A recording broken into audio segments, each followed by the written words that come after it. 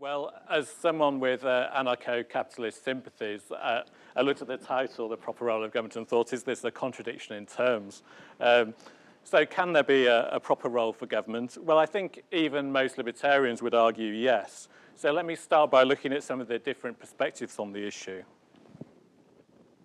So let's start off with small state ideologies, and we have to start with anarchism and anarcho-capitalism.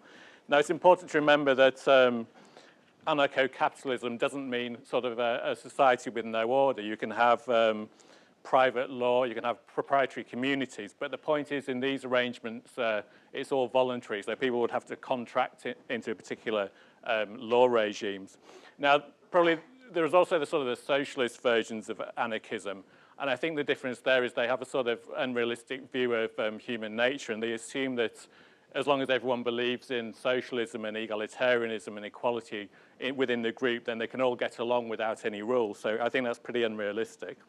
And then we move up to the night watchman state or the minimal state. This is a step up in terms of government intervention. And basically, all the government does in those situations is organises the rule of law and the defence of private property. So it's a step up. There is a small role for government, and you would need a sort of low rate of taxation to fund that, probably a few % of the economy. Then we move up to classical liberalism, and that's a much wider role for the state in general, though obviously different authors have different views on this. But even someone like Adam Smith would say that the government could get involved in infrastructure provision. And other classical liberals might mention basic education or a sort of basic safety net for the poor. So that's moving on. And then between the small state ideologies and the big state ideologies, sort of the intermediate stage is social democracy, which is what we have in most Western countries now. And this is really a hugely bigger role for the state, and it includes an enormous welfare state, health and education and so on, and also a lot of interference in terms of regulation. But I'll move on to talk more about that in a bit. Finally, big state, obviously the most obvious ones are fascism and communism. And there is a small difference between these. They're both forms of socialism, but under fascism you still have some sort of nominal private ownership. But this private ownership's in name only, and their activities are generally subsumed to the will of the state.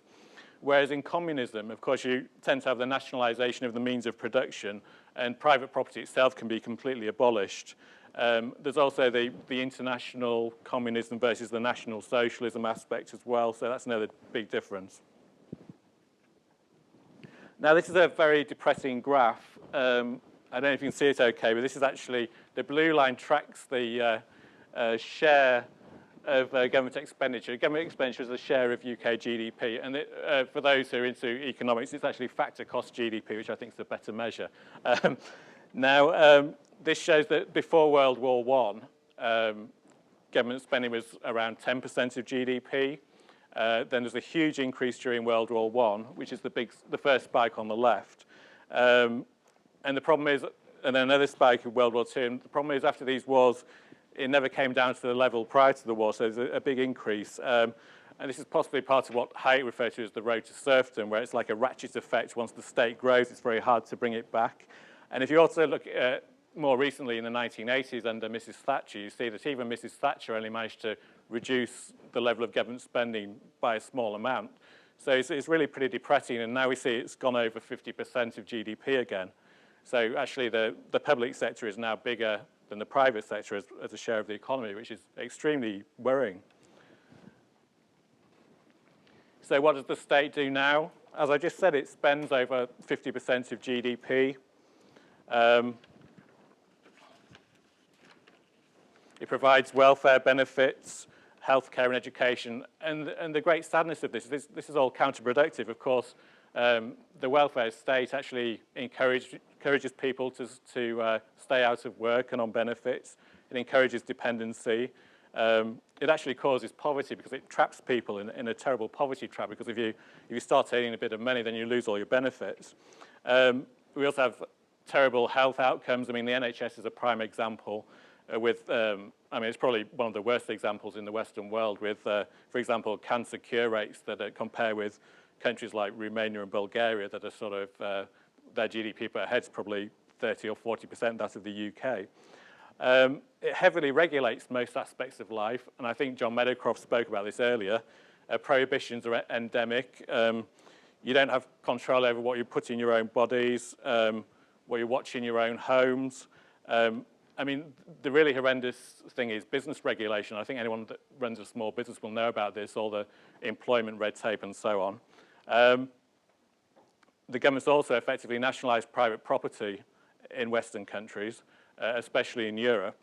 So you can't build a shelter on your own property without a bureaucrat's permission.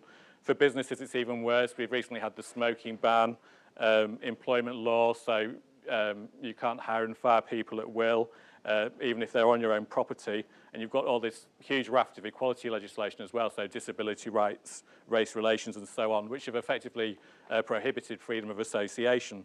So what we've seen over the last few years, the last few decades, has been an appalling attack on freedom and a huge increase in the role of the state. And if we just look at the spending as a share of GDP going over 50%, that's bad enough, but if you include the regulations, it's absolutely horrendous. You're looking at, I mean, you can't really quantify it, but it's a huge increase in the role of government. So why is that a bad thing? So I'll move on now to the case for small government.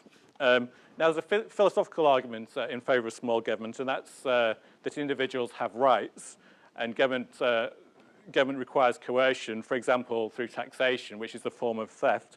And the sort of more extreme libertarians would argue this line, people like Robert Nozick and Murray Rothbard. The first minimal state guy, Murray Rothbard, was an anarcho-capitalist. And then there are more sort of economic arguments that individuals are the best judges of their own interests, that human flourishing can only happen if people are free to choose and learn from the choices they make. In other words, people must be allowed to make mistakes, otherwise they're basically treated like children. They can't really gain responsibility. And there are also sort of the arguments that someone like Friedrich von Hayek would have made, that economic progress is best served by freedom of choice. The alternative to this is the sort of government line of picking winners in business and deciding where to allocate resources according to bureaucratic committees. And we know from experience that this doesn't work as well as from economic theory. Then there's the economic calculation argument that collective decision-making, central planning and so on is far less efficient than individual choice. And that's basically because of the utilisation of knowledge. So you've got a few politicians or bureaucrats sitting in a committee room versus the dynamism of the market, which it's a very dynamic system that can tap sort of millions of decision makers all over the world and move information between them. So there's a huge difference, and that's also backed up by empirical evidence as well. Finally, I think this is what Mark Pennington talks about. The public choice argument is once the political realm expands, so it dominates the economy, the political processes are corrupted and captured by special interests.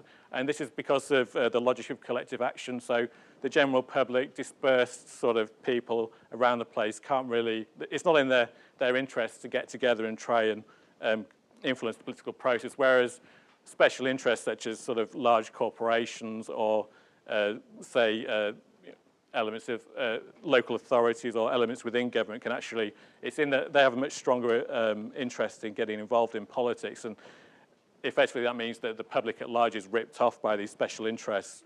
For example, they might sort of say, let's introduce a 1% tariff on whatever product they're importing, and the general public will hardly notice, but it means a huge income for certain interests.